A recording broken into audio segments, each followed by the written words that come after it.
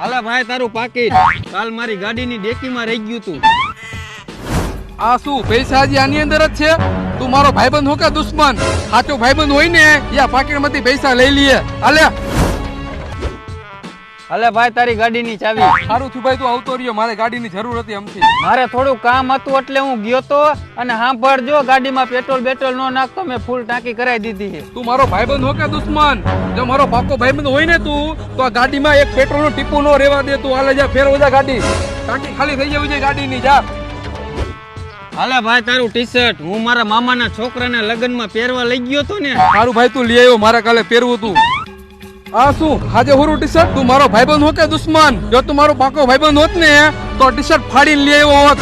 જ્યાં સુધી T shirt ફાટી ન જાય ને ત્યાં સુધી પહેરજે. હાલે જા. લાવ ભાઈ ફાકી તો ખવરાવ. હાલે ભાઈજી હમણાં જ નવી લઈ આવ્યો હો. હાલે ભાઈ ફાકી મેં ખાઈ લીધી.